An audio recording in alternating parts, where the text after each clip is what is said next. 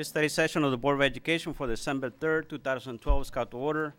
Welcome to everyone present and to our television viewers. This meeting is being televised live and will replay throughout the next 2 weeks. Please check the board website for replay times. Please note that action on the resolution approving renewal and enrollment cap request for Portland Village Public Charter has been postponed to December 17th. Also, it should be noted that there is no action tonight, by the way, in regards to Planned Parenthood, nor on the Jefferson Cluster enrollment balancing. This is a study session. Also, for folks that are here for the first time, welcome. And it should be noted, by the way, that in terms of signs, please, have them in front of your body so that it's not to block the view of other folks behind you, and we'd appreciate that. And please try to clear the aisles because of the fire department. I think it's important to have those clear aisles, so I appreciate that. Folks sitting on the front row, we're gonna ask you to vacate those seats after the public comment, as we set up those seats temporarily for the Roosevelt cluster presentation, so I appreciate your assistance in that. With that, we begin our meeting, and first we have a presentation for the Center for Women Policy and Politics, and Director Knowles is going to guide us through this one. Would you guys go ahead and come on up to the lectern and tell us how you want to. I think you have a short presentation to make, and then we're going to do some sashing. Great. Thank you for inviting us. My name is Janice Dilge. I'm the project director of Century of Action, Oregon Women Vote. It's 100 years this year since Oregon women did gain the right to vote in this state, and we think that's pretty significant. We've all just been through an election cycle, and so we know we've heard a lot of comments about the rights of citizenship and participation in the political process. And so we think it's important that current residents of Oregon and future residents of Oregon and future voters know something about this history. And so I'm just going to give you a very, very brief overview of what that struggle that lasted for 42 years in this state. These women and men were persistent in thinking that voting was important and essential, and they weren't going to give up until that right was extended to all citizens of this state. And they actually had voted on this issue 5 times, finally successful on the 6th, which was more than any state in the nation, so we have that dubious honor here in Oregon. And it really began in 1870 when a woman named Abigail Scott Duniway and others formed the first Equal Suffrage Association in the state of Oregon. And they placed the issue on the ballot in 1888, in 1900, in 1906, in 1908, and in 1910. And so by 1912, they were feeling like we need to try some new tactics, we need to do something different, because it's really time. Washington and California and Idaho, all the states around Oregon, had given women the right to vote, and women often ask what's wrong with Oregon men, and they decided to say, well, nothing. And so a very lively campaign unfolded during 1912. There was use of what was new advertising media. Women rode around and put up handbills saying, women pay taxes, why shouldn't we have the right to vote also? They had advertisements in newspapers. They gave speeches on public corners. And finally, on November 5th, 52% of Oregon men decided that, yes, women should be equal partners in this ability to vote. And so it passed. And on November 30th, Abigail Scott Duniway, who was then quite an aging 79-year-old, signed the Oregon's Equal Suffrage Proclamation with then Governor Oswald West. And that proclamation was actually handwritten, and it is at the state archives. It still exists, and it's actually on display through the end of the year. But of course, Oregon women who gained the right to vote didn't want to rest on their laurels, and so they continued to work for the 19th Amendment, which is in our national constitution that guarantees all women the right to vote across the nation. And that was an important development as well. And so with that, I'm going to turn it over to Nova Newcomer, who's going to talk about kind of where that went and how you can learn more about that. Well, thank you to the school board for having us here. And I just want to recognize Jan Dilch, who's the co-founder of the Oregon Women's History Consortium. I serve on that board. And I've also worked as a staff member at the Center for Women, Politics, and Policy.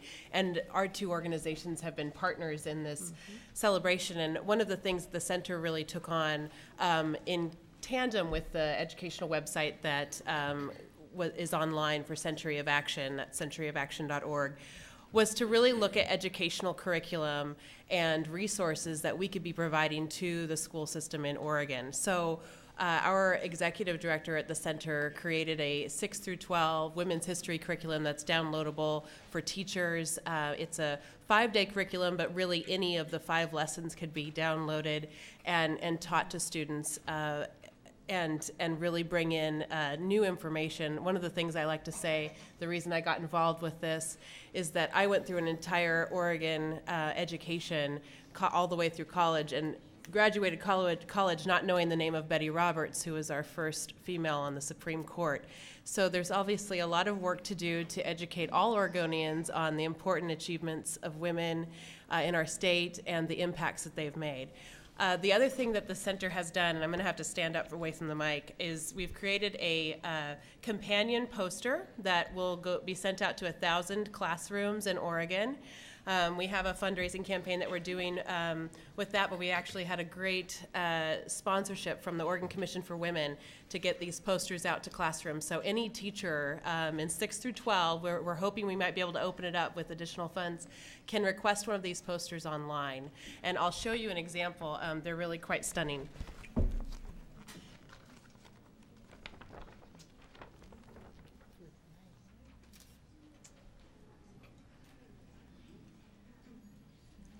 And actually, anyone who would like to can order one. And if you order one of these posters online, that will also add an additional school that we can send these posters to. One of the things that we thought was really important was to capture Oregon women first across all fields, representing diversity of experience and backgrounds, as well as racial diversity. What we do know is that you can't get all of the Oregon women first with 14 women on a poster. So this is just, maybe this is round one. We actually have a website where people can submit additional Oregon women first that we may not know about, because one of the things we found when we did this project was that there were, we really had to make that first selection, and that we were so excited to see that there were so many that people kept suggesting as we talked to them about this project. So I hope that any teachers who are in the room will request a poster online. cwpp.pdx.edu/poster will get you to a link that will allow you to do that. The special ceremony that we planned today was actually instigated by Pam Knowles on the board, and she actually serves on the board of the Center for Women, Politics, and Policy, and she felt that her colleagues on the board should be sashed, and this is a verb that we've created. I'm not sure if in an educational format whether that's appropriate word or not, but Governor Roberts likes to say that we created a new word for this, a new verb for this action. So what I'd like to do is ceremoniously sash Pam. Come up. And these sashes say Votes for Women. They're sort of the standard fare that you would see in historical photos. And then I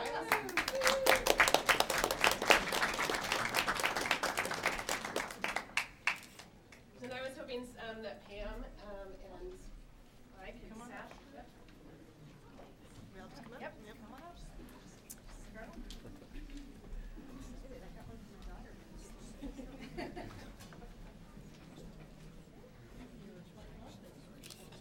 You're joining sort of an illustrious crew of public sashings that we've done to commemorate the centennial.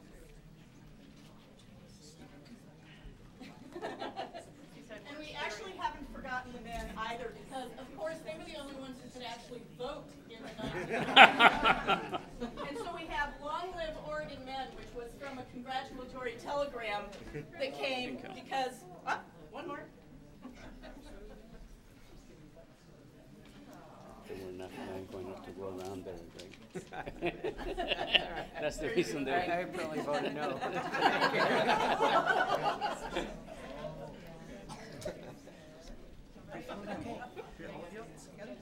Oh, you want us to go up there?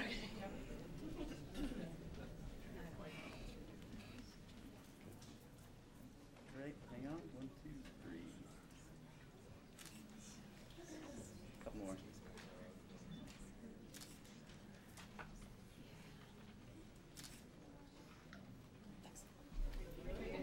Thank you for having us.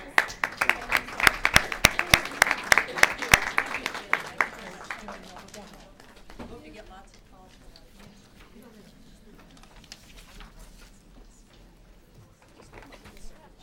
Again, thank you all for your presentation, and thank Director Knowles for her leadership and making this thing happen. So we're gonna continue with public comment. At this time, we allow 20 minutes for public comment. Ms. Sofich, do we have anyone signed up for public comment? Do you want to go ahead and call the first two people? Buildis, Ron Johnson.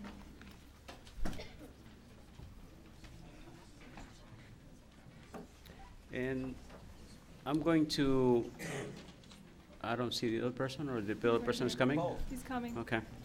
I'm just going to read the instructions for public comment. Our responsibility as a board lies in actively listening and reflecting on the thoughts and opinions of others. Guidelines for public input emphasize respect and consideration when referring to board members, staff, and other presenters. You have a total of 3 minutes to share your comments. Please begin by sharing your name and spelling your last name for the record. During the first 2 minutes of your testimony, a green light will appear.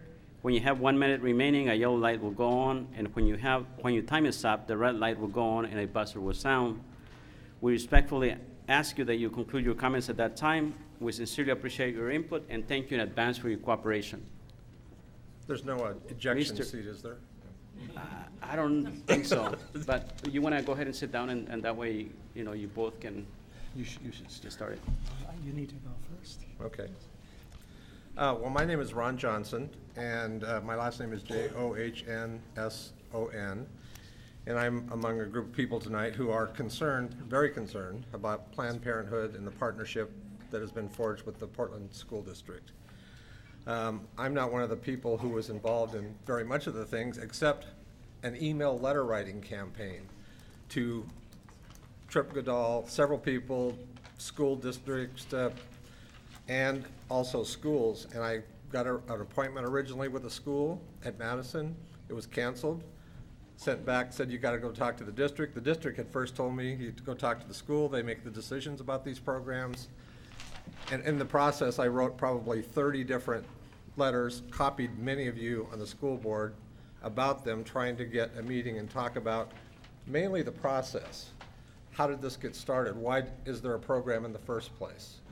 And if there's a program, you decide there is one, why did you select Planned Parenthood? Were there other people involved, other organizations that you considered? If not, why not? No answers for any of these things whatsoever from anyone. We know what the TOP program is. They kept explaining it, giving me little blurbs and stuff. But I didn't get the feeling that anybody was really interested at all. And I also provided many links of things for school board members and others about Planned Parenthood, what their true agenda is, sexual promiscuity, abortion, birth control, those issues. There's a MAFA documentary program about black genocide in the United States. Nobody would want to listen to it.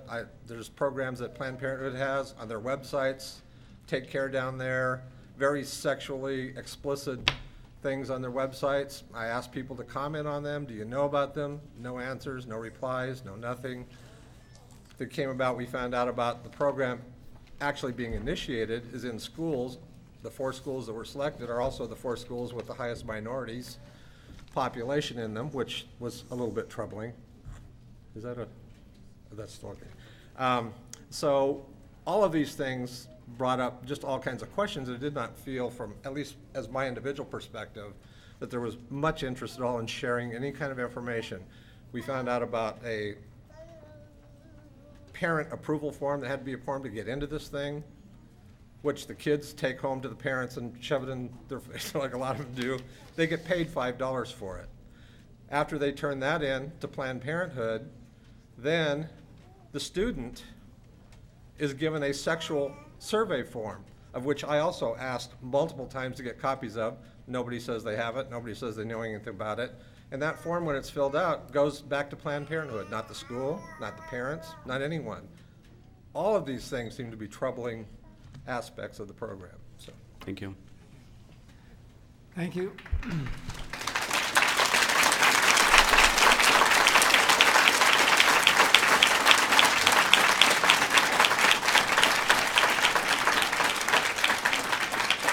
I'm Madam- going to ask folks to hold the applause down, otherwise I'm going to have to cut back on the time that the presenters have. Okay, thank you. Madam Superintendent, Chairperson, Mr. Gonzalez, and all the members of the board, and all the members of the public, thank you so much for being here tonight. In 3 weeks from tonight, around the world, many people will be celebrating the birth of our Savior. Many people have something like this at their house, but it's usually a little bit bigger. But what's so interesting about that day is that the God who created all of us, came and took the form of this little person. It just wasn't a theory. He came, as this little person that we all see here. And it's very unfortunate that every year Planned Parenthood, just in our own country, kills, 1/3 of a million babies just like this. And if you take that with the school population, they kill enough babies every year to fill all of the schools over 7 times. And our school population right now is back down to where it was in 1920. And that just seems like a diametrically opposed of where we're trying to, build up the school population. And at the same time, we're bringing in Planned Parenthood, who isn't about large families, or for that matter, almost any families. And the other reason I bring up the point of the birth of Christ, our Savior, because he came to save all of us and to heal us. And I know that you folks have gotten a lot of information about the disgusting stuff that Planned Parenthood has. If anyone tried to actually read it, you would probably shut us down, which they've done in Salem and in other places. But I think what happens most of the time where people keep propagating that type of behavior to other people is it's something in their own past. And obviously I think some of you have some things. We all do, okay? I don't have to say what they are, but I would just encourage you to try to look at those things so you don't have to keep pushing that stuff on other people. And many people who are, in their 50s and 60s have run into some troubles, whether it's abortion or promiscuity or pornography. But this is just such a chance to get healed so that filth does not have to be handed on to other people. Thank you, and God bless all you. Thank you.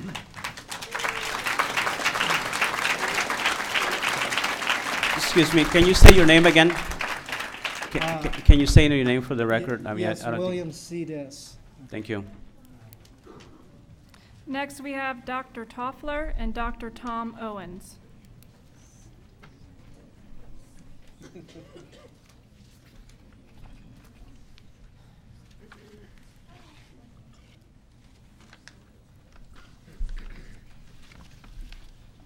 Welcome. Hi, I'm Dr. William Toffler. I'm a professor of family medicine, and for 27 years I've worked at OHSU teaching residents, medical students, doing research, and caring for patients. My wife and I support the Portland Public Schools with our property taxes. I speak in support of Mr. Bill Dis, who has the integrity to risk his livelihood in the best interest of his students. As I understand it, representatives of Planned Parenthood sought to interrupt his mathematics tutoring in order to talk to his students about sex education. As a physician educator who teaches about behavioral interventions and has given national presentations on the topic of sex education, what does and doesn't work, Such interventions by Planned Parenthood are at best ineffective and at worst harmful. Why is this? Let me explicitly share some of the few messages that I looked at with just 2 clicks on the Planned Parenthood website entitled Information for Teens. Quote, mutual masturbation is also a great way to have safer sex and to prevent unwanted pregnancy, end quote. And this about the advantages of, quote, outer course, end quote. End quote. Outer course can completely satisfy both partners. Outer course helps partner learn about their bodies and how to give themselves and each other sexual pleasure. Really? Outer course completely satisfies and won't lead to intercourse? To be clear, I'm not opposed to sex education. In fact, for more than 15 years, I've been invited to teach an annual father-son program where I share information with young adolescents with their fathers present. We cover science and sexual intimacy and procreation. At the same time, the emphasis is on responsibility, respect, and commitment. Responsibility for your actions and their inevitable consequences. Most importantly, I emphasize the need to fully respect all women, the complexity of our bodies, and their unique role and capacity to bring forth new life, and the need for commitment before openness to sexual intimacy. At the same time, only 5 days ago, the Oregonian reported that Oregon has the 4th worst graduation rate in the nation. In the area of science, only 60% of Portland 11th graders are meeting standards. While these poor performance problems are multifactorial, one of the solutions is to provide exactly the kind of tutoring in science and mathematics that Mr. Diss does so well. On the other hand, what merit is there to intrude on Mr. Diss's time to instead teach the titillating details of masturbation? Has teaching teens about sexual stimulation become more important than teaching about science? I hope not. Planned Parenthood tactics have not been a part of the incremental success, both in our nation and state, in lowering teenage pregnancy and abortion rates. Finally, I also believe in diversity, the diversity of talented educators, some of whom may share my concerns and some of whom may not. So I ask each of you, do you also believe in diversity? Will you allow a committed, talented, and an award-winning teacher to maintain his integrity? Will you protect his right of conscience? I sincerely hope so. I hope so because Mr. Diss is exactly the kind of teacher that I would want for my children, not only because of his talents, but most importantly because of his role modeling. In short, Mr. Diss has demonstrated the capacity to follow the courage of his convictions. In so doing, he's providing a priceless lesson, not just for his students, but for the entire Portland community. Thanks for your help. Thank you.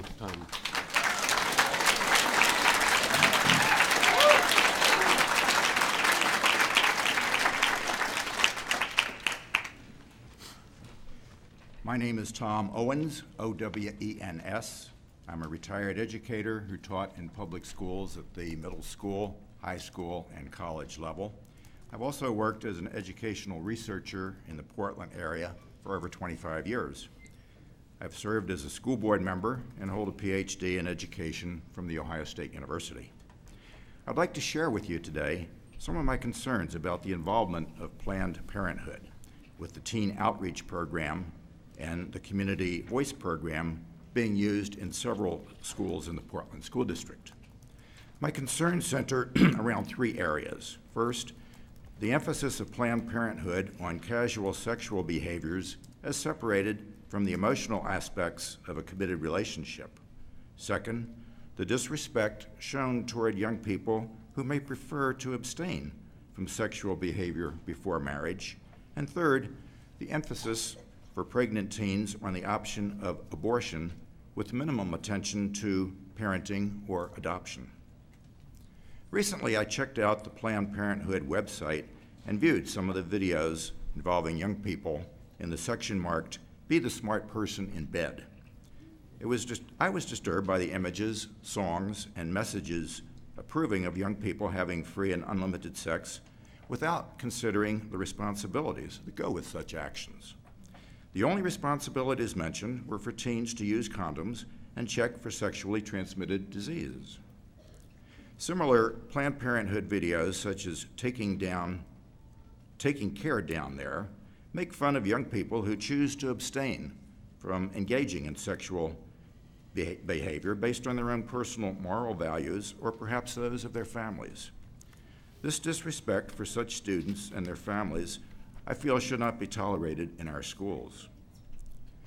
The Planned Parenthood website also places a much heavier emphasis on abortion as the first of 3 options for unplanned pregnancies, followed by adoption and parenting.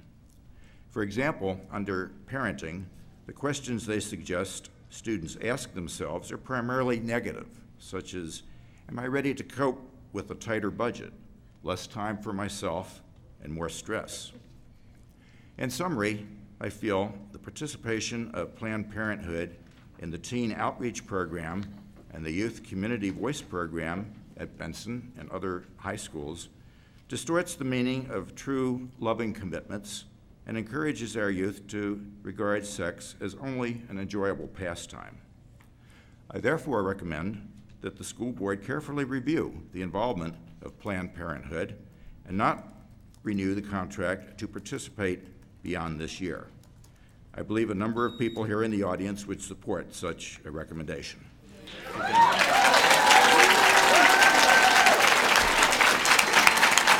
Ms. Sophis, would you call the next two? Lori Porter, Harold Burke Sivers. Do you want to repeat those names again? Lori Porter, Harold Burke Sivers.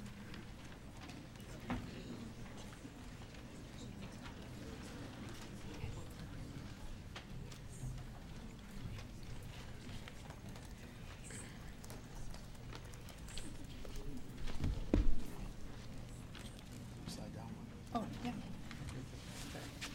Sorry.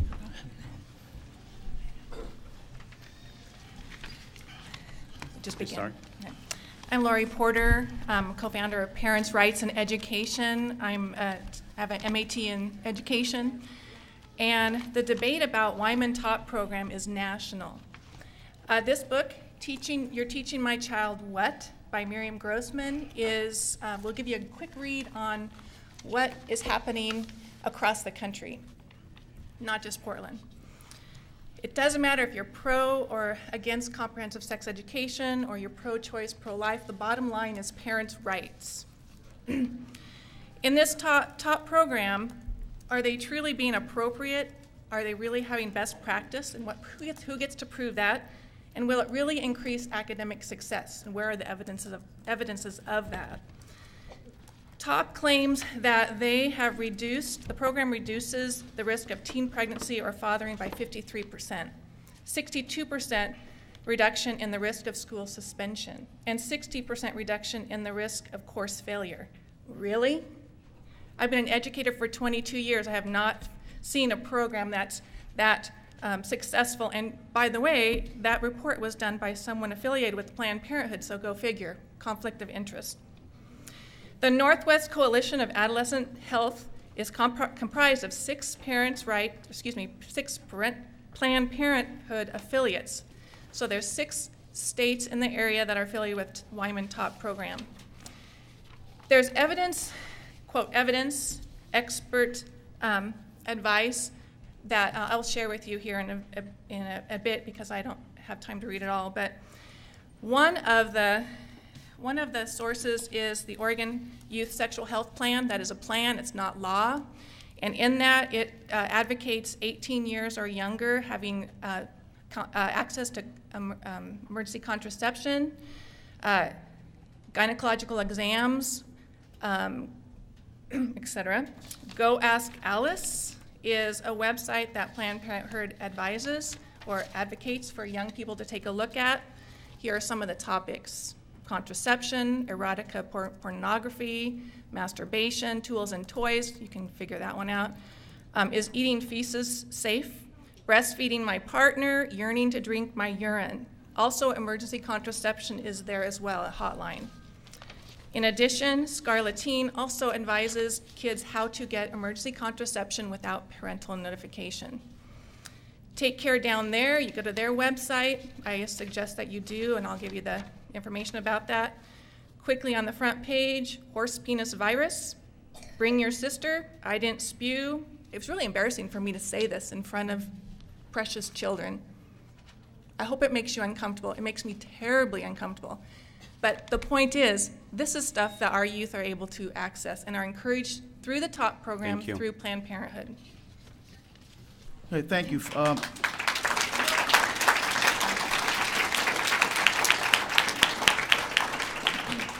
My name is Harold Burke-Sivers. I'm president and CEO of Servant Enterprises here in Portland. And first of all, I'd like to just thank you for your service on the board. I myself served as the chair of the board for the Department of Public Safety Standards and Training under Governor Kitzhaber and Kulongoski. And so I know that to do this type of job, you have to have a heart and a love for children and their education. What disturbs me about this program, whether it's Planned Parenthood or who, is just the idea that the reason you're hearing some of these things, they're encouraging behavior that many of us parents, and I have 4 young children myself, find offensive. And the reason why they promote that is that, the ultimate end is abortion. I mean, when you look at the schools that they're in, Jefferson, Benson, Roosevelt, Madison have the highest minority rates of the schools in Portland. And just a couple things about abortion in the black community. Again, these are numbers from the Center for Disease Control. Since 1993, legal abortion has killed more black Americans than AIDS, cancer, diabetes, heart disease, and violent crime combined. Every week, more blacks die in American abortion clinics than were killed in the entire Vietnam War. Abortion kills as many black people every 4 days than the Ku Klux Klan killed in 150 years. So, but what no one's done so far is to bring you alternatives. One I would like to present is from Northwest Family Services. I serve as chair of the board, and they have wonderful programs that are holistic. They look at developing the entire child, adolescence, and they're having tremendous results and success in some schools in Portland and throughout Clackamas County as well. They focus on the many strengths that our youth possess, and they give them the equipment, the skills, support, the motivation to navigate and succeed through adulthood. They teach them about alcohol, drug use, risky sexual behaviors, gang involvement, all those kinds of things that we parents want to make sure that we steer our kids clear from. I mean, for the approach that is being taken now, for example, we don't want our kids to do drugs. We wouldn't say, well, let's give you, you're going to do it anyway, so let's just give you drugs, so you're going to do it anyway, or we want you to smoke. Well, we'll give you cigarettes because we know you're going to do it anyway. So why would we say we don't want you to have sex, but we're going to give you condoms and we have a program because you're going to do it anyway? Just as a parent, it just doesn't make sense. So I just wanted to, again, present an alternative program that I think would not be offensive to anyone here, that really accomplishes the goals that I think all of us want to see with our children. And I just want to thank you again for your service to this community. Thank you.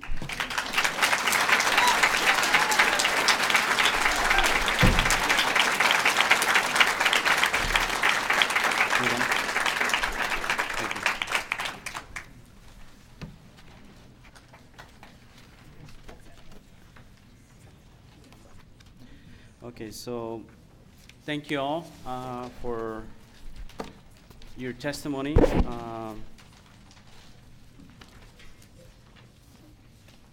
We are going to move on the agenda. And as I mentioned earlier, we're going to be asking the folks in the front row if they can please allow for that folks from Roosevelt High School cluster to come forward, because we're going to be moving on to that presentation.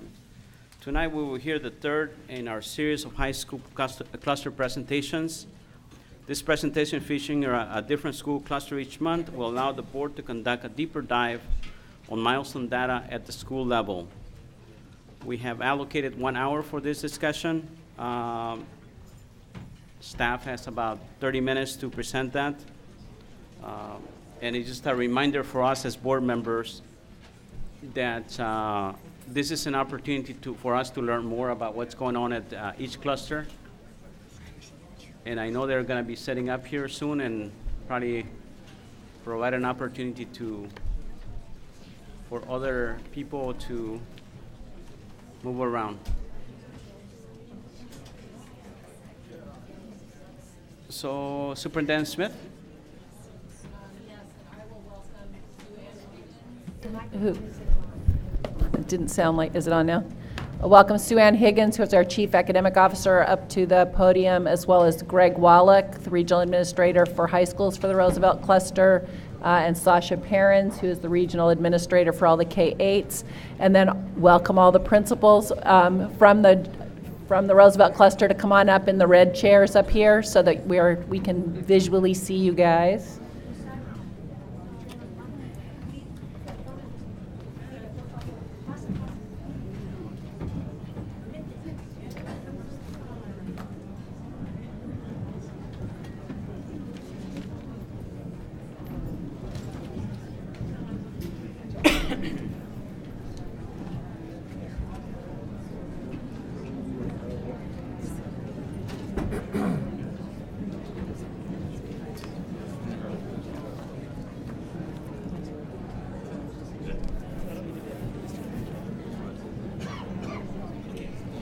Way to represent, too. Just saying. Yeah, it's good.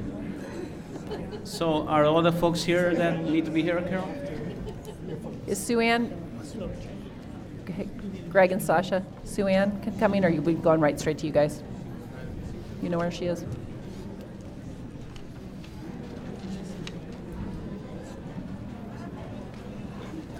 I think we're probably just going straight to you guys. Hang on, I'm gonna wait till the crowd kind of goes a little bit here. Sue Ann? She's here somewhere.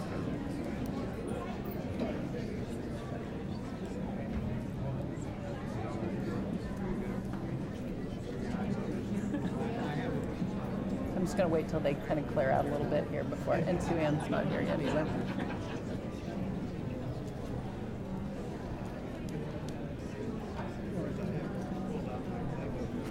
Okay, hey, Greg Wallach, come on up. We're going to go ahead and start. Okay, so as Director Gonzalez shared with us, this is our third presentation, and it's really our opportunity to hear from the entire feeder pattern in the Roosevelt cluster about what's happening, what your data is looking like, where your effective strategies are, and where your challenges are. So I will turn it over to Sasha and Greg to get us started. Thank you. Thank you, Madam Superintendent, Co-Chairs Gonzalez and Belisle, and Directors for your time this evening to share the successes and challenges of the Roosevelt Cluster. I'm Sasha Perrins. I'm the Regional Administrator for Roosevelt, the cluster for the pre-K 8s. And I'm Greg Wallach. I'm the Regional Administrator for High Schools. I work with Chip Goodall in supervising and supporting the 7 comprehensive and the 2 focus option high schools, one of which is Roosevelt. I'm going to ask the K-8 principals to introduce themselves to you now. My name is Carlos Galindo, principal at Peninsula K-8. Tampa Newsom, principal at Rosa Parks Pre-K-5. Joe LaFontaine, principal at Sinton Elementary K-5. Carl Newsom, principal of Astor K-8.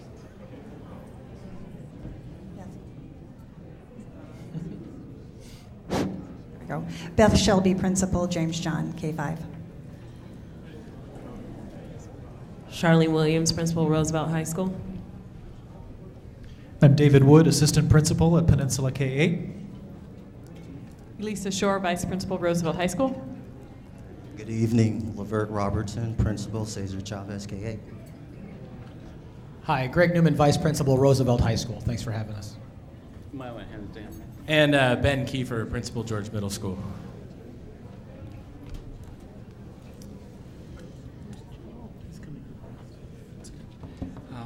Now I'm going to ask 3 of our pre-K-8 principals to come up and tell you. You might want to speak a little bit louder because I'm having Now we'll trouble ask here. 3 of our pre-K-8 principals to come and speak with you. Beth Shelby, Ben Kiefer, and Carl Newsom.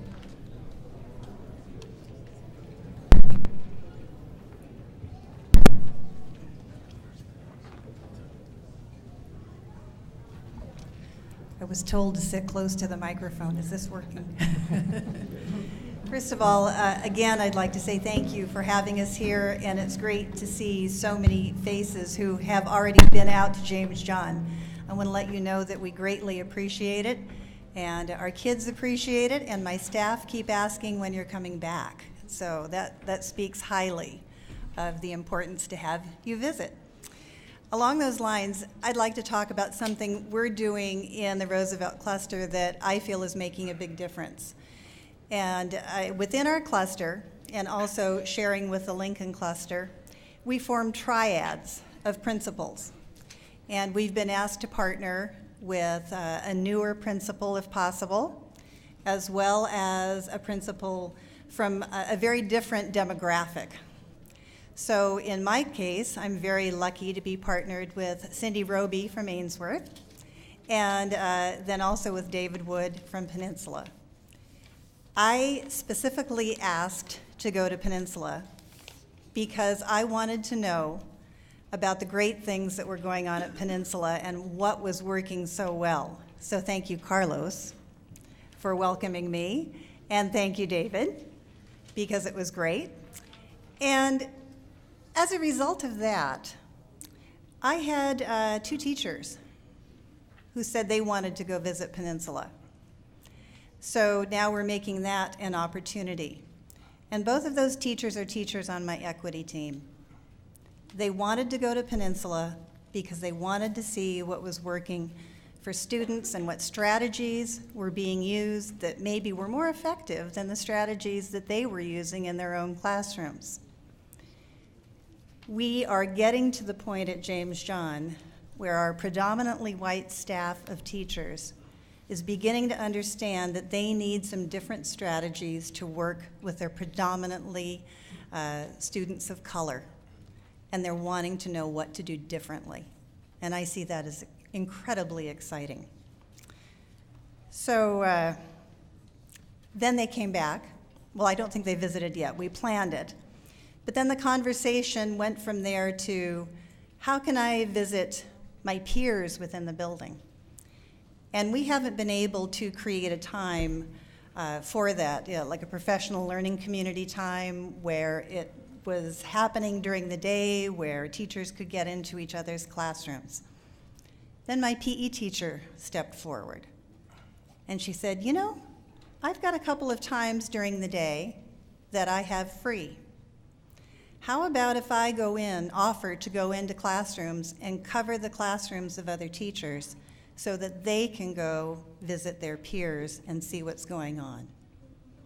So she identified about 2 half-hour slots during the week, and that's her intent, to be able to just walk into a classroom, take over, free up that general ed teacher to go into another teacher's classroom and see what's going on.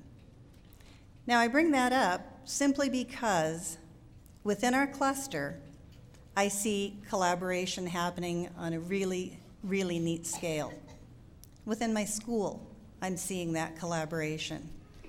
And I know among principals, it makes a world of difference to me in my thinking and how I approach what I do every day. And I know it does for my teachers as well. If we expect to eliminate the achievement gap, we have to do a better job, and we have to know what strategies are going to work for other children. And I'm left with a lot of hope.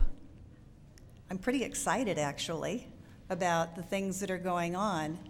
And I'm very proud of both my teaching staff and the Roosevelt Cluster. So, thank you. Good evening. Once again, Carl Newsom, and I'm very happy to be here tonight representing the Astor Eagles and our Astor community. And it's very exciting to be here tonight to share with you, and there's so much to talk about that it's very difficult to pare it down into what can be shared tonight, but I'm going to make every effort to do so. First of all, I'm very excited to make mention of the fact that we have a very strong legacy of success that has been established at Astor by my predecessor principal, John Walden, as well as the Astor staff and community. And what they've been able to forge over the years has just given us a great start of where we are now in terms of seeking as best we can to foster the success of our high test scores and high achievement, which has a lot to do with the commitment of our staff and their willingness to undertake this mission and impact our students in the positive ways that they have done over the years. In fact, the stability of our staff in terms of low mobility has been one of our greatest strengths. And on the flip side of that, the challenge is this is a retirement year where we have at least 6 staff members who will be retiring. And so that's going to be very challenging to continue to fill those roles in such a manner that will allow us to continue to build on what we have established in the past. Another thing that I'm very proud of is the work of our equity team. We are a strand 2. We were very fortunate last year to begin having our equity team impact our staff on the late openings by presenting the Courageous Conversations Professional Development. And it was very interesting to compare our equity survey from the previous year with the current year, and to see the continued increase as far as the interest of the staff in being a part of that conversation and impacting our students in such a positive way. And we had a variety of different strategies that we utilized that were very inclusive for the staff, which really helped to make it that much more meaningful. And it's no different this year. In fact, even tonight before coming here, I'm sure you're aware of the exhibit that's going on at OMSI right now, Race, Are We So Different? And with the equity team and our staff in collaboration, we decided to trade out one of our staff meetings to use it to be at OMSI to have the opportunity to go through that exhibit. And so we did that today, and it was powerful. There were about 31 of us, and to just see the staff throughout the exhibit engaging with one another and getting totally absorbed in what was being shared and what was being presented was very exciting. And it gives me hope for the future steps that we're going to take as we reach the point where this great work trickles down into the classrooms, where we'll have the opportunity to impact our families, impact our students, and impact our community at large. Another challenge was, of course, we were a Title I school last year. We lost our Title I status when the minimum percentage was increased, but fortunately, with the FTE that we received, we were still able to keep our Title I coordinator in the role as reading specialist, so that she could continue to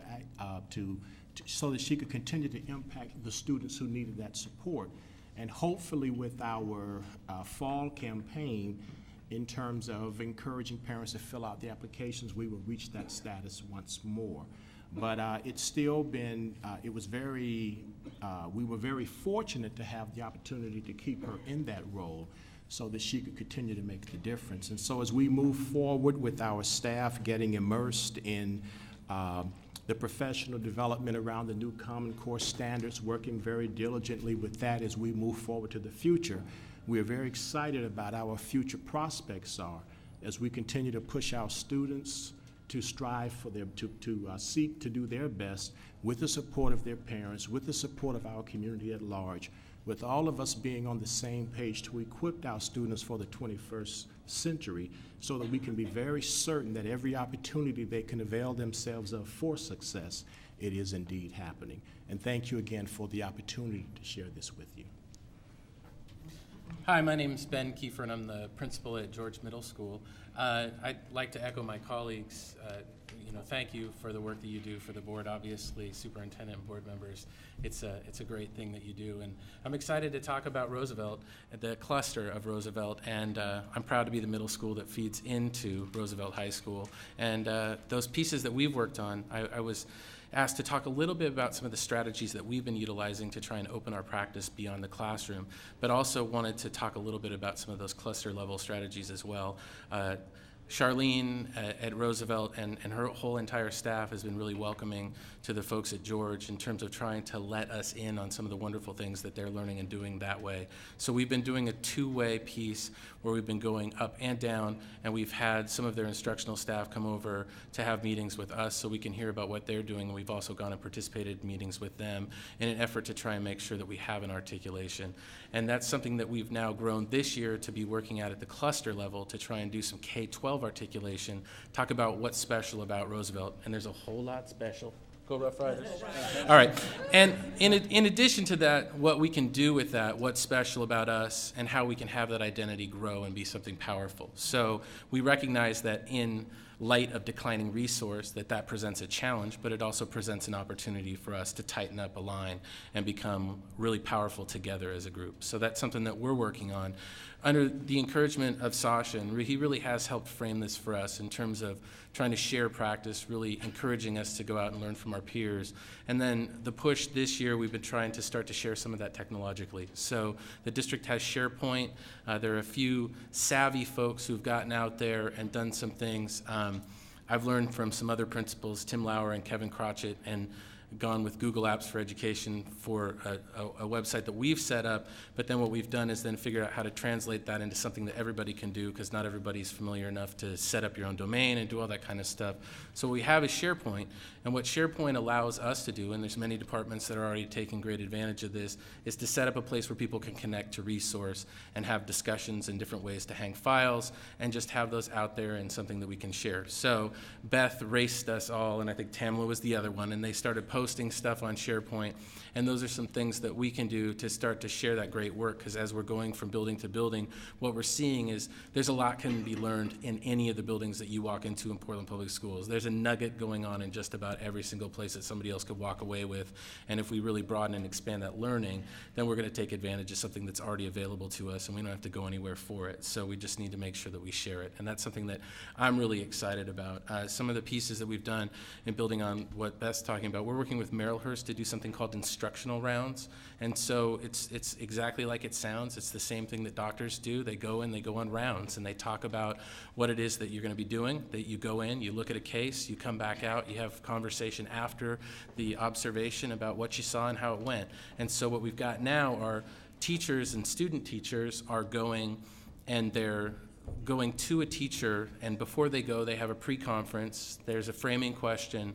They head in there, they do an observation, then people come out and they have a post-conference where they talk about how to go, do you have any questions, here's some feedback, and then that's all done in the frame of whatever it is we're working on, so whether it be student engagement or particular strategies that we're looking for people to model. And so we've got some support through Merrillhurst to do that. As Beth said, there are ways that you can carve that time out without money.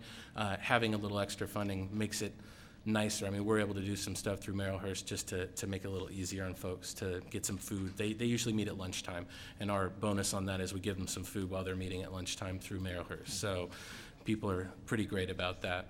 And so that instruction round piece is really just helping us. And I think, challenges, there's no shortage of challenges to look at in the Roosevelt cluster, and one of the pieces for us is a disproportionality in data, specifically for me around at George of students of color behaviorally, and really specifically black students behaviorally, because actually our Hispanic kids get in trouble less than our white kids, which is, so what can we learn from that? And then academically, we need all of our students of color to be performing at a higher level. So we came out from under SIG funding because it showed that we were getting a lot of growth with our students, but we still have a lot of work to do in order to get them where we want to be.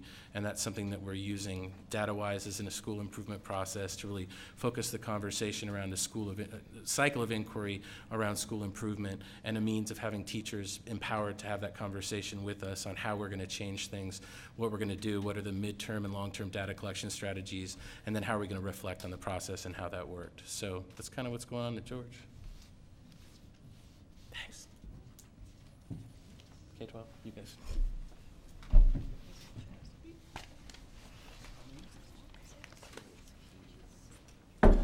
Somebody's keys were? No, right, somebody's gonna sit there. Or somebody will come back. I have the pleasure tonight to be here with Charlene Williams, the principal of the new Roosevelt Community Comprehensive High School. I say new Roosevelt because this year Charlene, along with Vice Principals Greg Newman and Elisa Shore, and their staff, students, and families have completed the conversion from 3 small schools to 1 unified campus school. This transformation, supported most recently by a 3-year federal school improvement grant, actually began almost 10 years ago when the campus first moved to small schools. All the work since then has been in pursuit of the best structure and best instructional program for addressing the needs of the changing student body at the school. The structural changes as part of our district high school system design process have contributed to the enrollment growth growing this year to 826, including 273 ninth graders. This puts us on a trajectory to reach our target of 1,200 students by October of 2016. A school that size is better situated to deliver the comprehensive program and instructional supports Roosevelt students need. But changes in structure are just part of what's happening at Roosevelt. Charlene's here to talk more about what else is happening at the new Roosevelt campus. I'm really excited, and thank you, Directors and Superintendent Smith, for, number one, putting your support behind the bond that is going to continue to energize our community around Roosevelt's rise, giving us a new facility, 21st facility that will make our students globally competitive in the field of education and with opportunities beyond high school. And I think you are also hearing a theme tonight that we are Roosevelt K-12. You heard from Roosevelt James John campus. You've heard from Roosevelt George campus. We have Roosevelt Peninsula campus and others represented, Roosevelt Riders at Rosa Parks. And we are very intentional that the education of a student doesn't stop at 8th grade and begin anew at 9th grade, but we have to be very intentional about how we collaborate and partner with one another. I will lead the remainder of this presentation about what's going on at Roosevelt, our successes and challenges, with my esteemed colleagues that I'm so proud to work with, Elisa Shore and Gregory Newman, who will be up here presenting about the remainder of our success. Thank you.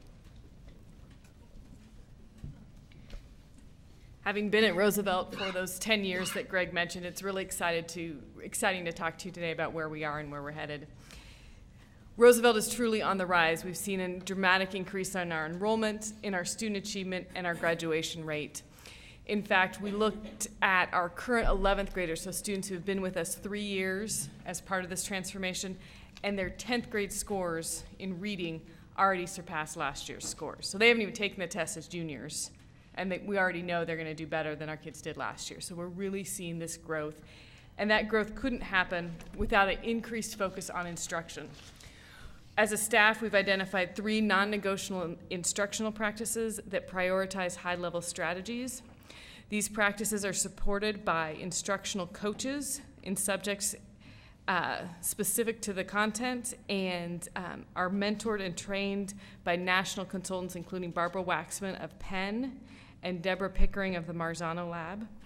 The coaches work with teachers Monday meetings after school and Wednesdays to provide what we call evidence-based collaboration, time to look at what are kids actually doing, what do they actually know, where are the holes, and how does that relate to what I'm going to teach tomorrow and next week. The other way we've seen this improvement is through a strong college-going culture. We have a revamped college and career center. One of its key focal points is the AVID program. We currently have 220 students enrolled in AVID, and that is sheer because we can't put any more in there because of the teacher. So we would be able to probably put our whole school in AVID if we could. There are many AP classes in Portland State Inquiry that allow kids to have access to college-level curriculum while at Roosevelt. And then one thing our College and Career Center has been able to do is make sure kids see themselves as college students. So they've taken every year a group of students down south where they visited historically black universities and gone through a civil rights tour to really see the empowerment education can have on their lives. Students have come back from that project motivated to make a change in their community, and they've created a writing center that allows kids to really focus on writing. That was one gap that they saw, that we as our kids don't write well, and so they've created a writing center that partners with local universities to really improve that. We have a strong Spanish immersion program led by the Oregon Teacher of the Year, really providing kids opportunities to learn in both languages and make sure they're college ready in Spanish for our native speakers and our students coming up from immersion K-8s. We additionally have learned that it's not just good teaching, that in some areas we need extra time. And so we have double blocked math classes, algebra, geometry, and calculus AB that really give kids that extra scoop, that extra time to make sure they're mastering the material. As Greg mentioned also, we have restructured again. Our current program design, we have 2 academies or teams at each grade level, providing teachers a small group of students and peers to collaborate with and provide instruction. So we have a 9th grade gold team and a 9th grade black team, 10th grade gold team, 10th grade black team, and those will feed into an 11-12 college really focused on college success, getting kids ready for college. And that is currently in design this year, and that is Greg's program. Thank you. Superintendent Smith and members of the board, as always, it's a pleasure to address you as a proud member of Teen Roosevelt. Charlene and Elisa have shared some exciting information on the work of our school, and I hope to bring to light some other information and some great things that are happening at Roosevelt High School. With regards to student supports, the vast majority of our 11th and 12th grade students who have yet to meet their essential skills with regards to reading and writing have been double blocked into a literacy workshop class that is taught by one of our best and brightest instructors, Miss Melody Hughes. These students are doing intensive work on test preparation as well as work sample completion.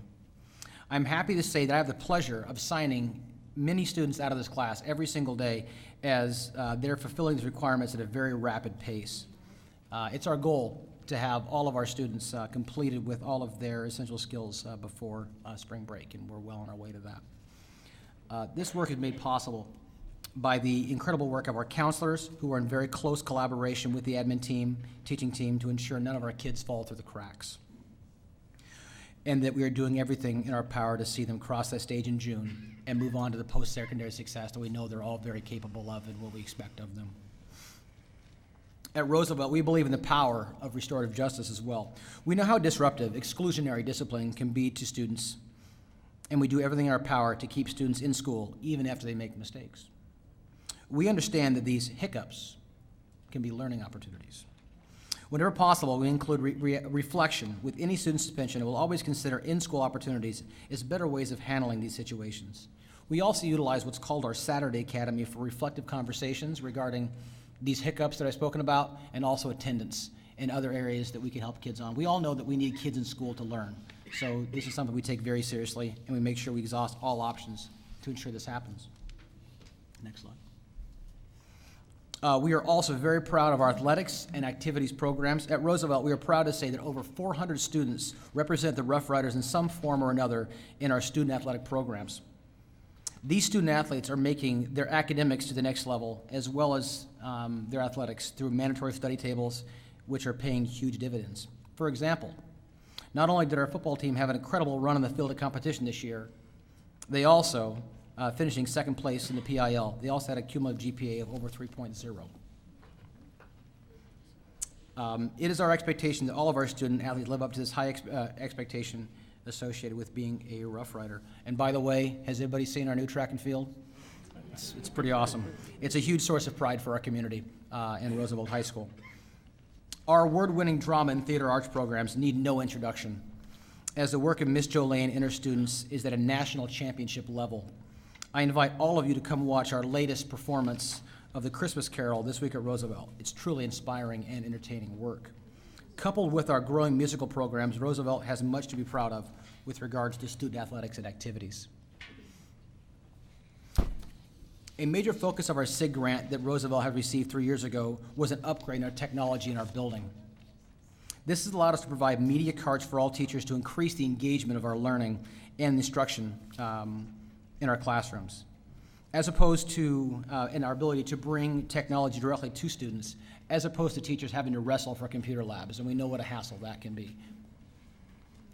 We are also leading the way with our new iPad one-to-one initiative. This has been made possible through the hard work of Jay Kiter, Melissa Lim, and other members of our incredible IT department. Through an aggressive grant made possible with the Mount Hood Cable Regulatory Commission, or MHCRC, we are on the verge of sending over 400 iPads with our students to move the learning beyond the school day.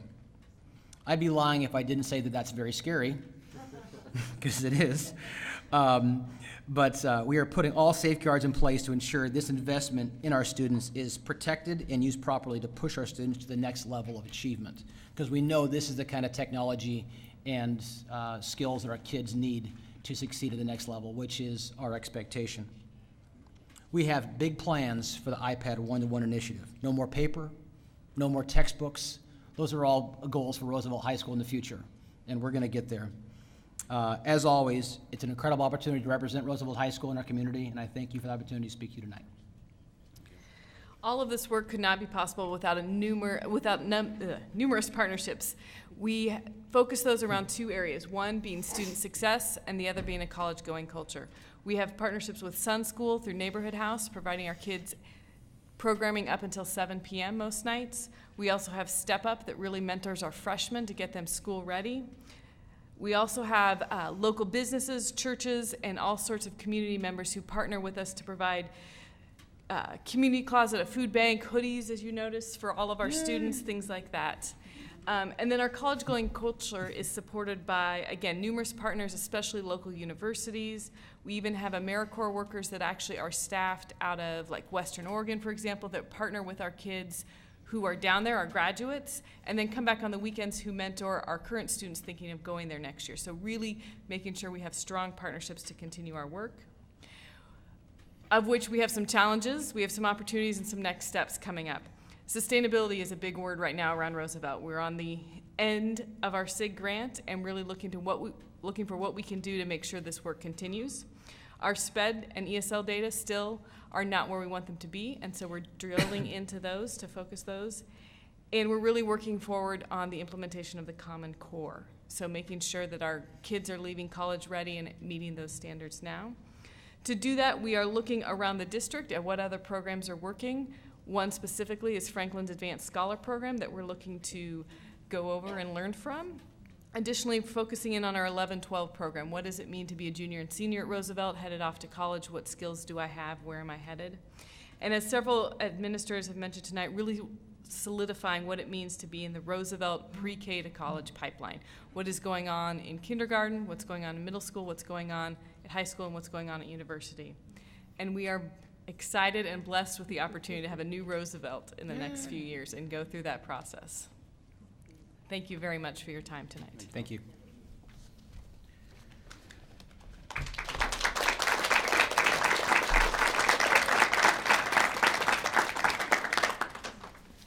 Again, thank you all for coming tonight to share your reports. And at this point, I think we're gonna get started with some questions. We received quite a bit of data from in preparation for this.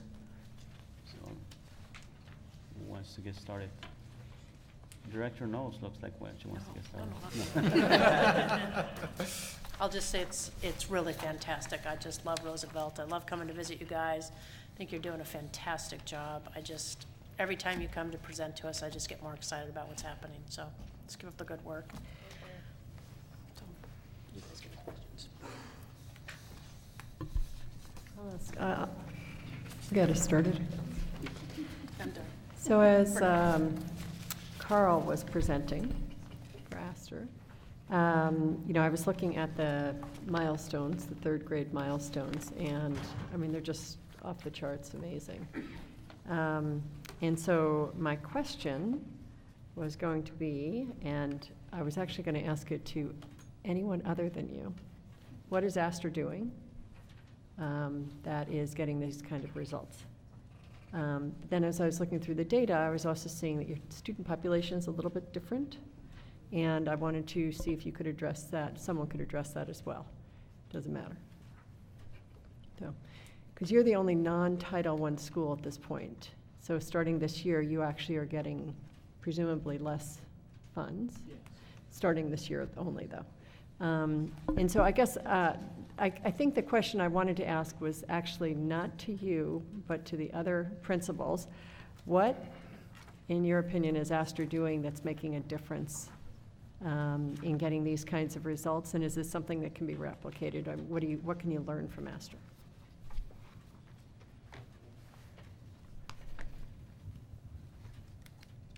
And Carl, you can answer that question too, but I wanted to give your peers the opportunity. Check one, check. Well, I just, having known John while he was there and knowing Carl, I mean, you know, some of the consistency, the program's been in place for a long time, but they've been really focused for quite some time on really high levels of instruction. And we can all learn from that because it is about being focused, keeping your eye on what it is that you want to accomplish, and then working in a really diligent fashion over time to accomplish that.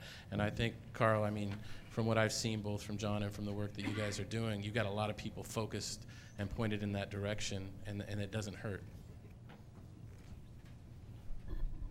And so, go ahead.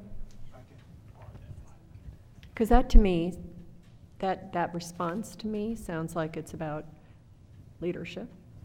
But when I look at all of you, I know you're strong leaders, and so there's got to be something more. Come on.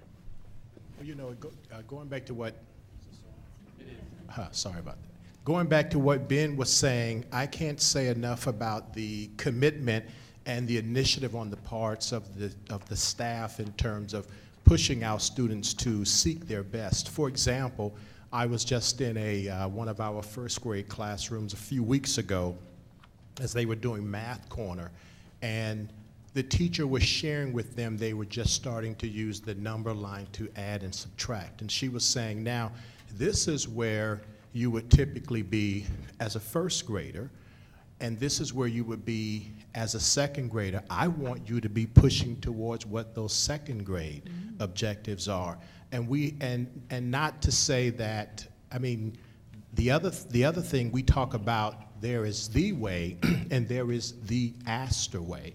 And what we call the Astor way is this initiative that the teachers take to push students to their best, to the extent of their ability. And it doesn't, you know, there's that thing of, well, just because you've done something a particular way doesn't mean it always has to be that way. I recognize there's always room for change, but by and large, this is so immersed in the culture, and it's just a part of what teachers do.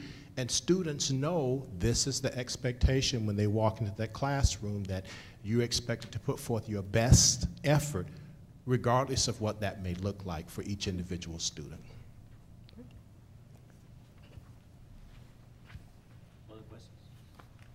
I could follow up on that one. I think we'd all agree that test scores are not the only measure of the quality of a school, so I'd love to hear some thoughts apart from test scores around just examples of successes or things that are happening in your school that you're really proud of that maybe people wouldn't know otherwise if they didn't look maybe beyond that first level of data.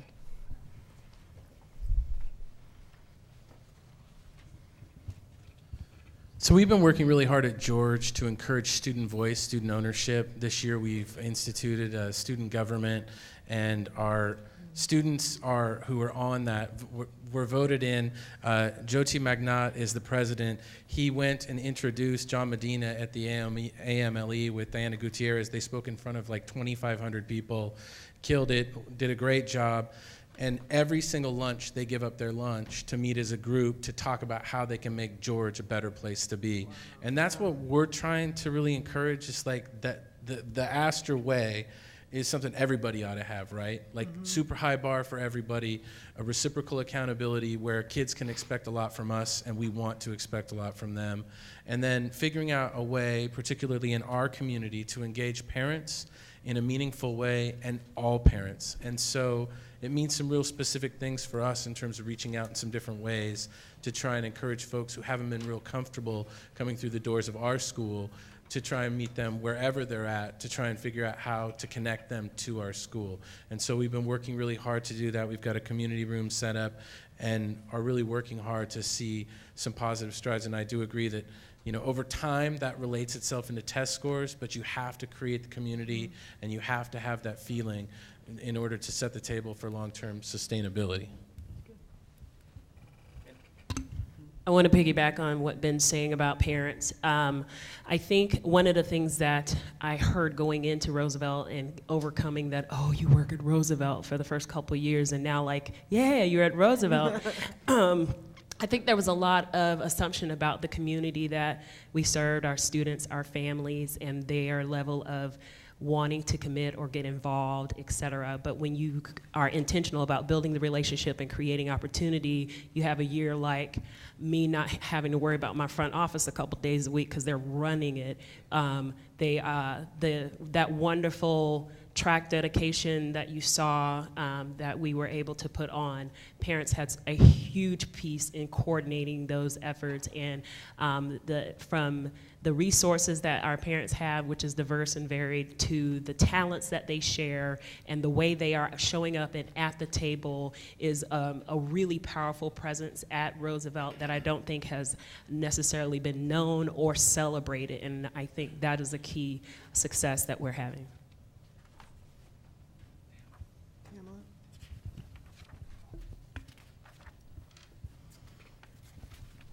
Good evening, Director, Superintendent Smith. I represent Rosa Parks, and we are a priority school, and we could take that one or two ways. We are a priority. Not to say that when we first heard the news, I think it was my birthday present this year, that I was really excited, but I had to really stop and do just what you said, Director Atkins. I had to look at our test scores, and I could get stuck there because they aren't good, but I also had to look at our school community that is excellent, and it's full of heart and passion. It is a model campus that is a community campus with partnerships that built a school when there was no money to build a school, and really reflect on those things we've done. So I'd like to share a phone call that I made right before coming here this evening. We had a parent come in this morning, or called this morning, and demanded a certain teacher, and she's coming to this school and she needs this, that, and the other. And I was like looking at my secretary, because we have a little protocol we follow. And later on, the parent showed up to register her student, and I was on my way to staff meeting, and I stopped, and I could see this parent was advocating for a particular teacher, even though they had never had a student attend Rosa Parks. They didn't know Rosa Parks, but they were advocating for something. What the mother wanted was a culturally responsive teacher for her African-American son. And I stopped and I looked at her, and being an African-American mother of two sons, I understood. And I said, let me call you. I'm on my way to staff meeting, but I will call you. And I made that call before I came. And she said, let me pull over, I'm driving. I said, oh, this is not a good time. Oh, no, I've already pulled over. And we went on with the conversation for 30 minutes as this mom poured out her heart. And she said, we moved from one side of town to this side of town. And we were here in September. But everything I heard about when I looked online and heard about Rosa Parks, I just was not comfortable sending my child there. And I said, and I understand. And because what's online is test scores. It doesn't tell the heart and the passion of our schools in this community. And she went on to say that she had talked to a friend of hers, and that parent was so excited about their child attending and had been attending Rosa Parks. But she continued to go to the school that her son was in, and she continued to take him there every day. And she walked in and she heard something that no parent should have to hear a teacher say to a child. And she said, I knew then he couldn't go back. And so what I saw and what I heard that day was, I'm here to advocate. I need this for my son. I need him to be somewhere where he looks up and sees somebody that looks like him, that will hold him accountable, but will teach him like he can learn.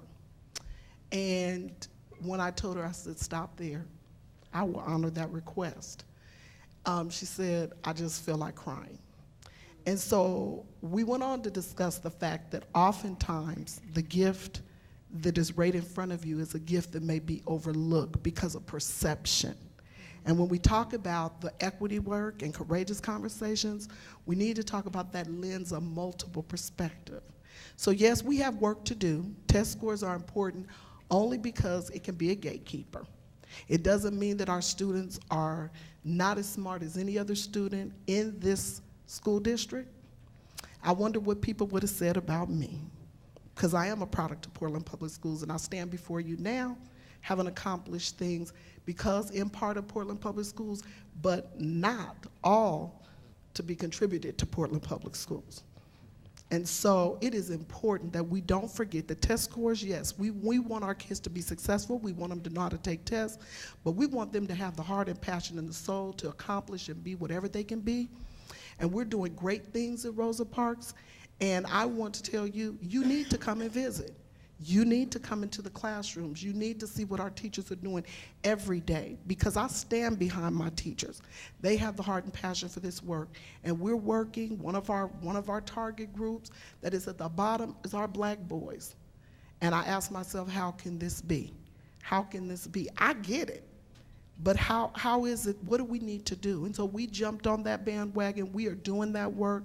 We are using a book called African American Male Learning Styles, and by Dr. Kanjufu. We are learning what it means to have culturally relevant instruction before our kids, because you know what I found? It's not that they're not smart, they're not engaged.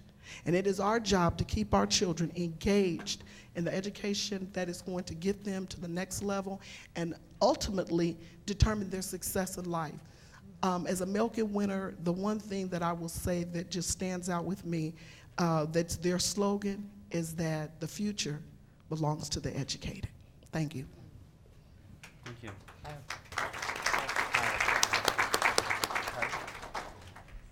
I guess I have a question that follows up a little bit with that, and also leads into, not that I'm transitioning our discussion, but leads into or connects to a discussion we're going to have later about enrollment balancing. And as I was just looking at numbers, not test scores, just enrollment numbers, what I've heard in our Jefferson cluster discussion is what makes a strong school, and then how do strong schools, when do we start noticing them declining in strong schools, and how do we get ahead of that? And so I noticed two schools in this cluster, I think it's Chavez and Rosa Parks, who used to be up in the 500s for enrollment, and they're declining. And so I'm curious if you guys could each talk a little bit about what you're seeing happen. So as, again, we think about the Jefferson cluster, who says, boy, why didn't you guys catch this ahead of time, which is what I've heard.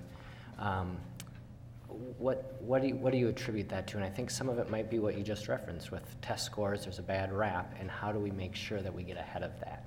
Well, actually, let me give you a little history on that. Because I happen to know, because I wondered where my kids were going, right? When we opened, the boundary hadn't been totally decided, and we opened for 2 years as a K-6. And so we had 6th grade, which was an additional about 75, 80 kids. And what happened is after the 2nd year, part of those kids then went, the kids that were leaving John Ball, this was when we were transitioning that whole piece, stayed with us. We kept 6th grade. The 6th graders then went to Cesar until they got the George boundary worked out, and we realized that George would be our feeder school. Okay, so meanwhile, we show back up to school, and we're missing like 60 kids. And I'm like, where are the children? Did somebody move out and forget to tell me? And we found out that what happened is that his parents were applying for, again, perception about our middle school, as parents began to apply for school choice in K-8s. They'd get there, and then they'd realize, well, I have to be at both schools at the same time. It's just easier for me to take the younger children with me. So it really impacted us by choosing to remain, back 7 years ago, by choosing to remain a K-5. And we did that for several reasons. One reason was the Ball community was promised a new school. So now a year down the road, we're gonna get up and say, oh, by the way, we really didn't mean you. So we're gonna now redo the boundaries, make this a K-8, and the original Ball community we would not have been able to accommodate the numbers. So it is something that we didn't think ahead, or we didn't think about, or realize that we would be losing those numbers, when normally when kids go off to middle school, the younger siblings stay where they are. So that had a real big impact, and we've not quite, we didn't recover from that. So each year we lose some sibling groups. Right. Thank you. Did you want to add something to Cesar Chavez?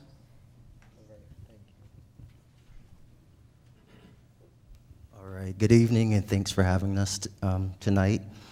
In my first year, I don't want to misspeak, but what I've noticed is that being an RTI school, there's lots of programs we're given, and I don't think our teachers have had enough time to wrestle with the programs and work the kinks out of the programs, and our families feel the urgency for educating their children.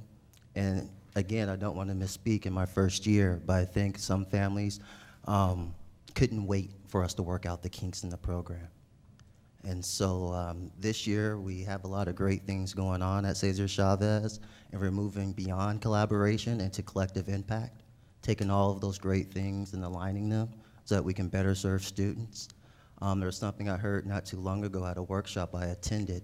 He said in many districts, we're program rich and system poor.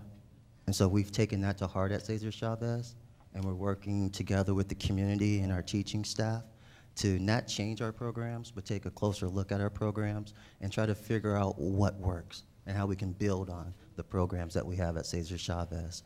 And so we're building a sense of urgency so we can move this work along a lot faster so our families feel as though they can be committed to Chavez for the long run and that their kids don't have to be the test examples. So let me, given that we haven't gone there in regards to the test part and the results in this discussion, at least from the board side. But what I see, one of the things that I noticed in regards to this is Cesar Chavez, George, James John, let me see, Rosa Parks, had a drop, particularly in the past year or two. It's a pretty significant drop in regards to in terms of the test scores in 8th grade and 5th grade, for example, in 5th grade, particularly in math. I don't see the same thing, by the way, for Peninsula or Astor. So I'm wondering what the learning is there, both sides of the spectrum here in regards to what was done to maintain or to improve, and what was the challenge that you all see reflecting or analyzing on those results. I know that people want to concentrate in terms of the community and that stuff. That's fine and dandy, but we also, when people question us as a district and as people sitting up here in front, they're looking at the results, right?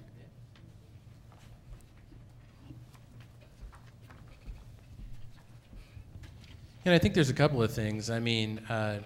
Specifically at George, we try to utilize the systems that were in place to see how those worked in the vein of, seeing how that went. And what we realized was that some of those things weren't as tight, and with some of the people gone who are helping make those systems work the way that they would normally, or you would want them to work normally, just some of the testing protocol around that definitely didn't hit the mark in terms of being as good with students and having them understand the sense of urgency, as Lavert said, around why it's important for them to try their best on the tests and to do their best work.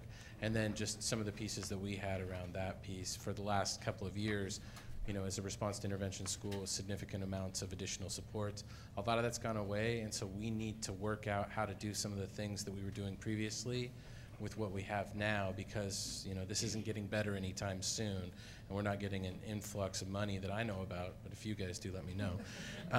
And honestly, in all seriousness, so part of that is a re-examination of how we're working together to have a collaborative impact, because it could be easy to make a slide like that. And I don't know if Tamala, would speak. When I look at that, it was weird. I found it strange. It felt like there was a flaw in the model, because I looked at what you looked at for George, and I felt like we should have been a focus or priority school because we had a pretty significant drop. But if you looked at how they calculate that piece, when you look at those the students with similar test scores, we actually performed very well, and in a lot of areas where had a growth, in the growth area had 4s.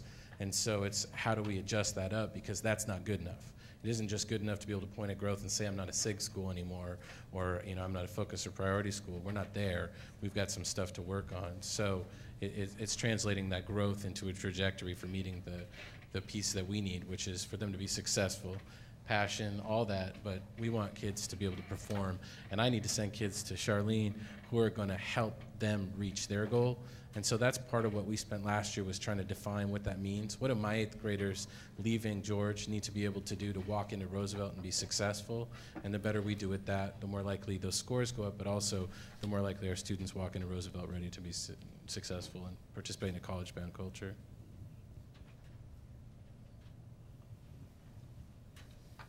You can go right, left.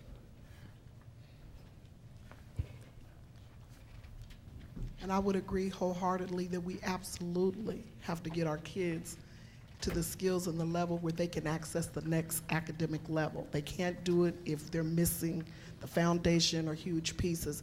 And I think a lot of what Ben said would be correct, but I also look at the fact that, not to make excuses, but when funding goes away, so do positions and supports. And in 2 years, Rosa Parks has lost about $175,000 just with Title I. So yes, we're still a Title I school. So our challenge is, and we're going to step up to meet that challenge, is to look at, okay, so these are the funds we have. How do we allot them differently to put the supports in place that absolutely have to be there, because our kids can't pay for that. They can't. They can't continue to pay for that. We also continue to need support through training for teachers. So we have a new math adoption, and it is essential that that training that we got, the teachers had last year, that supported that model of classes. So I have new teachers that were hired this year, and there have been no classes, and we have to have that support level. We have to have those teachers to be able to go to get the training they need. If teacher instruction is the number one condition that has to be in place, teacher effectiveness, then how do we make effective teachers when we don't have the support? So for us, that's a challenge. We're working with it. We're not only just working with it. My school improvement specialist, my coach from the state, we are looking at all of those things as we speak. We met today, in fact, and in our plan that we are working to write, those are the things that we'll be addressing, along with working with our district academic achievement coordinators, thank you. And we are working with them. Actually, we have a math person that is actually working with us so we can build that and put that support system back in place. Because you're not gonna get it if teachers aren't trained and if you're not spending that time moving. And I would agree with the testing as well, that we just lost so much in trying to hold it together. We also piloted another testing program, and one of the things that we realized that we did in working with our research and evaluation department is we over-tested kids. We had kids not performing their best. So we have taken steps to correct those things as we really are able to determine and do the best assessments, but also find out how to use those assessments to then take kids to the next level, because we have to know where they are if we want to move them along in the curriculum. And there was just one more piece I wanted to add around, like something that we can do. So just the notion of time. I know it's something that if you talk to Charlene about some of the work that they've done, the ability to meet Mondays and then Wednesdays to do the work, I would love to entertain that idea with the board. It was something that I brought up as a waiver, and I get how that's hard, but I really think that if we want teacher effectiveness to be what it needs to be, we need to recognize the amount of effort and energy that teachers put in the environment that they're working in, and how we can support them and how we can do so in a way that wouldn't necessarily cost money, but definitely would take a lot of explaining, and we would have to work with our public to understand why. But if I had that time to do that work and dig in, it's not even about excuses. It's about having a chance to deepen and dig in and really get some time for folks to practice and get good at what we want them to do. And so for me, that's one of those things where I don't even think that's thinking outside the box, but just thinking about what's in front of us, and nothing's getting better. So can we look at something like that to try and get some of that time? Because I have to own the fact that there's some things that we need to do. It's just with the number of things that we have, in order to do them well, we need an amount of time that we currently don't have. So what you have is people trying to juggle, and not necessarily the way that we want to, a number of things that make it so that we dilute our efforts. So I just, however we can grab more of that time, I think is a pretty powerful tool. I'll just mention that I was really excited to hear about what you were talking about, how doing a pre-conference, going in and observing a lesson and then coming out and debrief. That just seems like standard professional practice for a profession. So thank you for taking the initiative on making sure that happens, because I think that should be system-wide, and that requires time, right? You need a PE teacher, you need somebody to step into that class, and you need to be able to pull all your teachers around so that you can descend upon one classroom and actually see the class, and somebody's got to be covering those classes. Director, Sergeant. I'd just like to follow up on that. So how would you get the time? I mean, what would you need from the central office, the board? What change would you need? Did you really give me that opening? I'm ready. All right. No, so here it is, because it's already there. I mean, you're talking about early release or late open, and you're talking about growing that. And I get the trade-off, because you're talking about a reduced number of instructional hours. But I would posit to you that really simply, if you make people more effective, that hours that you would trade would give you incredible dividends on the other side of it, because what we do is wear people out. And if you look at where the attendance rate are the lowest in terms of teachers, you're looking at the most impacted schools. But let me just ask you a question. Yeah. So you have some late openings, right? You have 8 or something during the course of the year. Yeah. So what do you need more than that? I honestly, I yeah, mean, I asked for every week. I mean, that's what I asked for. I asked for the same thing high schools get, because I could learn from Charlene, and I could learn from the work that they're doing at Roosevelt. And I think we ask a lot of our teachers, and then we don't give them enough time to do it in an environment where we can provide them practice and support. And I get that that's a huge trade-off, because that really does add up to something, and I get that. But we're giving that up in an environment where our students in high schools are asked to go 990 hours. I know that. You guys know what that is. And yet they're doing it somehow in high school. And so there's a reason why we thought that trade-off was worth it, and it's because efficacy is important. It's the single most important thing. You put effective teachers in front of kids, and they do a better job, period. And so how can we do that? How can we encourage that? And I just think that that takes a broader conversation, because we do have to work that out with our families. We do have to figure out how to do that. Maybe a little easier for me now in middle school than it would have been when I was at Skyline, to say, oh, kindergartners, just every week you'll keep them for a few extra hours, whereas middle schoolers can typically get their, themselves to school. But I just think that that's a conversation that should be had, because it's already an option that's there. I mean, we already have the ability to do that right now. A step in that direction is for our focus on priority schools. They have the opportunity, and we're looking at proposals actually tomorrow from those schools for using more time on those delayed opening days to do the kind of work that Ben has been talking about. So a step for us is to look at those proposals from the focus on priority schools, of which we have 12, and beginning in January, or in the case of Rosa Parks perhaps sooner, they'll be using more time on those delayed opening days to do this kind of work. So it's a step in that direction for us. Is there extra funding available for those schools, and that's why they're able to do that, or? They do have a bit of funding through their focus or priority status, but to do this is really us making a decision with them based on their plans that we're going to sacrifice some instructional time to provide the professional development time that they need. So it's not a cost factor in doing that. Mm-hmm. So, do you have any questions over there? No? Yes? I didn't really get a question. You didn't want to get a question? I didn't get a question yet. I only got a comment. So we have an ongoing conversation at the board and within the district about K-8s and middle schools. You guys have both in your cluster. So I'd like to hear from each of the K-8 principals about the benefits or the challenges that you have with K-8s, and then I'd also like to hear from Ben about what he thinks with the middle school, and then from Charlene, I'd like to hear about how you think the students are prepared when they come to Roosevelt. And by the way, it would be good to hear from those principals that have not said anything, just in case that they might want to share something. Well, I'm ready to go, so I'm here. Again, as all my colleagues said, thank you for having us here today. But I've been the past principal at Peninsula. You want to identify yourself, just because the folks out there. Carlos Galindo, principal at Peninsula.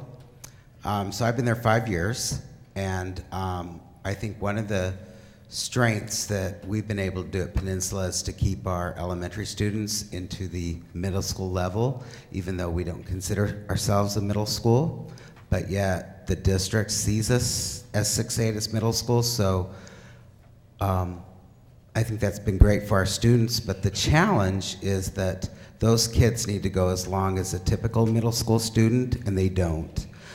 They're about 25 minutes less than our middle school students, and so you talk about how can we improve professional development, improve teacher effectiveness, teacher instruction. If our 6-8 students went 25 minutes longer than our K-5 students, that would be great, because right now, based on teacher contract, the middle school teachers get an extra 45-minute planning period that their K-5 counterparts do not.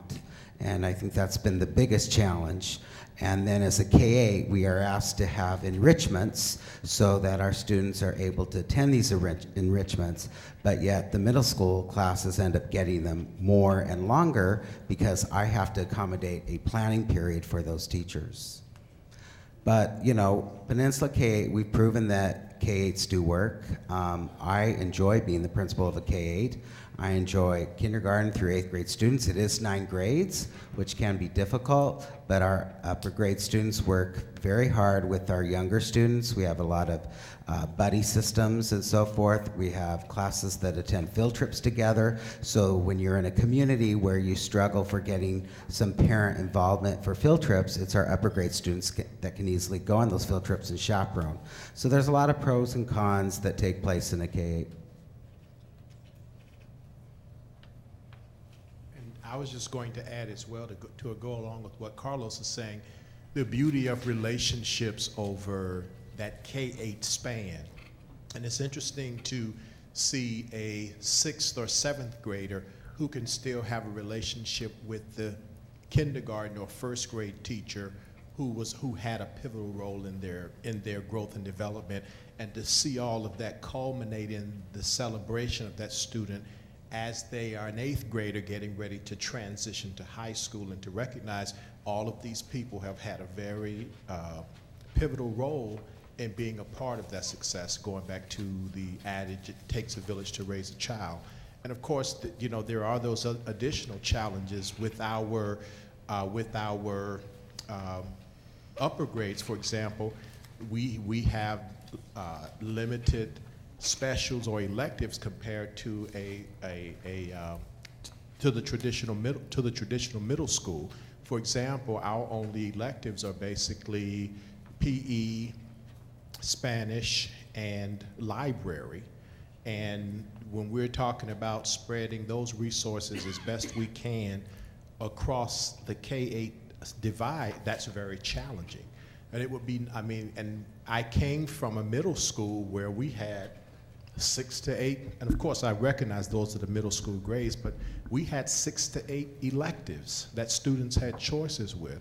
And so that's like, we are very challenged right now with music, and we've been very fortunate with our Run for the Arts solicitations and with our very strong PTSO to be able to make up for those deficits by having partnerships with, say, the Obo Adi Legacy Foundation, and we're now getting ready to do a program through Ethos where we're impacting vocal music, but that's a challenge and it's a stretch. And the more we can do, the more opportunities we can have through partnerships and otherwise to foster those, to make them stronger. It only makes our students that much better and makes and enriches their educational experience all the more.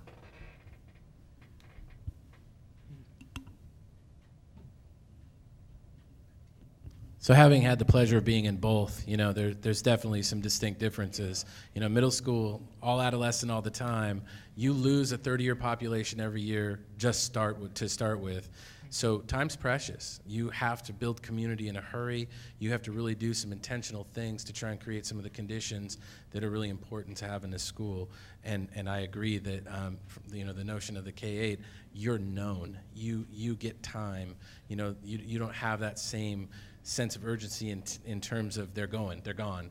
And so, you know, that's not all bad. And definitely some of the things that you can do as a middle school are, I think, really great things. I think size is important in any school, and scale is challenging when you get towards the smaller end of a viable school and you start to push those issues. You end up either getting creative or limiting people's options. And so, whatever you can do to try and stay up in that range where you have a little safer amount of students, so it gives some flexibility in scheduling, I think really is helpful. And talk to anybody who's in a small K or a small middle school, what you end up doing is making choices. We provide a lot of response to intervention, and so that means that we provide less electives than we would otherwise, and that's just a trade-off because we need to have students making progress. So those kinds of things are things that you see, but I see them both as, they're both very viable school models. I can see wonderful reasons why people would like to be a part of both, and they're a neat thing. I think having a pattern, I mean, with us not working with Roosevelt, I wouldn't understand. You'd feel like you were on an island. With us connecting with Roosevelt and understanding where they're going and also working with their feeder schools to understand where they're coming from, it makes you feel part of a connected system.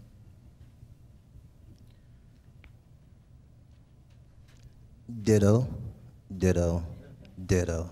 I don't think I have much more to add. I think it was really summed up extremely well by my colleagues. Thank you. Just real quick from the high school perspective, I taught middle school, was at Roosevelt for a number of years, and then went to Astor for a year, and then came back to Roosevelt. And what's been really interesting is to follow those kids.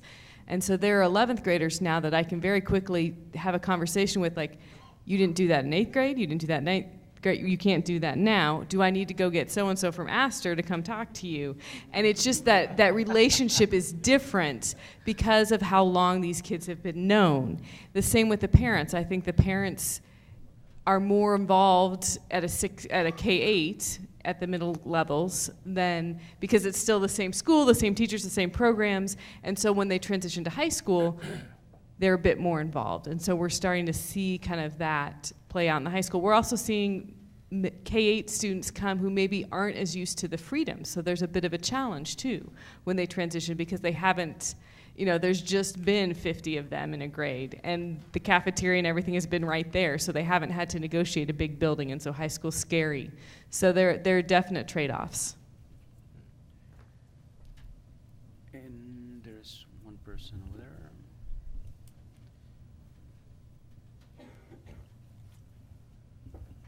Thank you. Good evening. I'm Joe LaFontaine. I'm the principal at Sitten Elementary.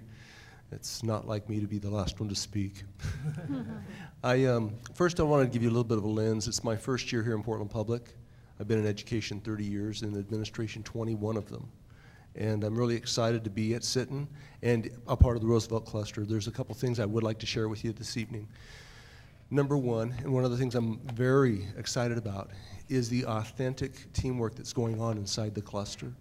We're talking about not just you've heard a little bit of it tonight about some vertical articulation between grades, but there's a lot of horizontal articulation as well from different principals at similar levels to see that good practices that are taking place, we're able to get into classrooms to see exactly what's going on. I know that's effective practice, and I'm excited about that. I'm excited about the leadership we have in the cluster because it's giving us time to have those important conversations that we need to have with each other, much like we talk about the time that our teachers need. We as leaders need that time to talk as well, and we're being afforded that. I think that's very exciting, and I'm very optimistic about that. The other thing I'll give you in regards to a school lens at Sitten is Sitten is already a different school this year as it has been in years past, because we have, out of our 13 core instructors, we have 7 new ones. And so that with a change in leadership, a change in just some focuses that we have, foci, we're actually heading down a different road than we've been on before in regards to how we're looking at our instruction and the amount of energy we're giving to good practice. And I'm optimistic not just about where Sitten's going to be this time next year, but where this entire cluster will be, because I think that we have the right people doing the right work, and I'm proud to be a part of it. Thank you. Thank you. We're about 10 minutes over on our time for these things. I know there are many questions, and now Superintendent Smith wants to. You know, and I just want to thank you all. It's really great to watch you just present as a team and as a cluster and see what kind of relationships have built across the cluster and how tightly you are working together and representing as a whole cluster. So I just want to say thank you so much for the presentation you did tonight. I love doing these two, by the way. But you showed up great. And I think of the visual of the kids on the dedication of the field, and you had the flags of all nations with the kids from the feeder schools going around that Roosevelt track, and you just feel Roosevelt on the rise. So it's a great day to be a rider. I think you guys, thank you so much. Yeah, thank you for it. You know, one of the things that I gotta share, I think, you know, I think it's impressive. I think what you stated there at the end, I think the importance of building that collective work, it's gonna pay off, I think, in the long run. Ben, thank you for your challenges, I think, in regards to what you put forth, and something I think for us as a board to consider in regards to how we looking at allocating resources, but also how do we challenge the state in regards to, you know, looking at instruction.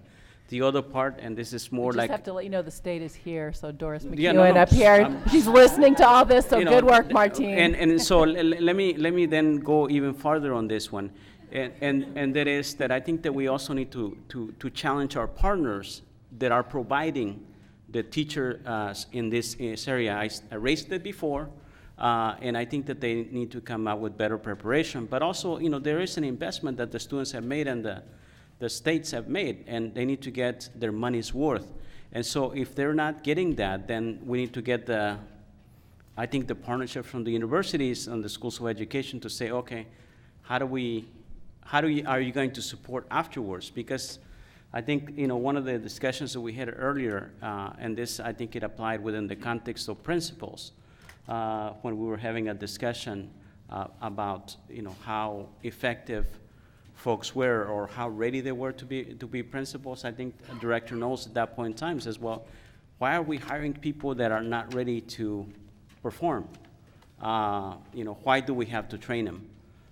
I think, you know, it's not that we don't have to invest in regards to professional development. I don't think anyone of us will argue against that, but I think that we do have to challenge the institutions that are providing the teaching staff to deliver on good work. So I thank you all for bringing that to our attention, and also to look at the governor for any investment on professional development without necessarily taking away from all the other things that we have to have in the classroom and in the schools, because then it's like a shell game, and you know, enough politicians have done that already.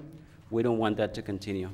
So thank you all for coming. We truly enjoy your presentation. We're gonna do, you know, what we've done with the rest of the folks from the other areas, and you know, Roosevelt is gonna be well represented. If you can take a quick picture here, it would be greatly appreciated with the board.